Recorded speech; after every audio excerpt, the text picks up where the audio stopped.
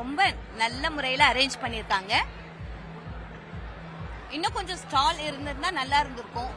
இன்னும் கொஞ்சம் வெஜ் தனியா நான்வெஜ் தனியா வச்சிருந்தாங்கன்னா ரொம்ப நல்லா இருந்திருக்கும். எல்லா ஃபுட்டுமே டேஸ்டியா இருந்தது, ரீசனபிள் பிரைஸ்ல இருந்தது. ரேட்லாம் நார்மலா தான் இருந்தது. நம்ம நார்மலா ஹோட்டல்ல சாப்பிட்றதோட இங்க கொஞ்சம் ரீசனபிள் பிரைஸா தான் இருந்தது. டேஸ்ட் வைஸ் நல்லா இருந்தது. டிஃப்ரெண்ட் ஏரியாவோட டேஸ்ட் நம்மளால ஃபீல் பண்ண முடிஞ்சது. செட்டிநாடு ஐட்டம்லாம் நல்லா இருக்கு. எல்லா டிஷ்ஷஸுமே சூப்பரா இருக்கு. ரீசனபிள் பிரைஸா இருக்கு. வெஜ் நான்வெஜ்னு தனியா அரேஞ்ச் பண்ணியிருந்தா இன்னும் கொஞ்சம் நல்லா பெட்டரா இருந்திருக்கும். எல்லா ஐட்டமும் குழந்தைங்களுக்கும் அந்த 90s கிட் சாக்லேட்ஸ் எல்லாம் இன்னுமே நல்லா இருக்கு. எங்களோட பழைய அனுபவம்லாம் எங்களுக்கு வருது.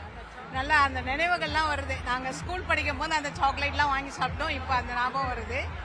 இங்கே செட்டிநாடு ஐட்டம்லாம் நல்லா இருக்கு.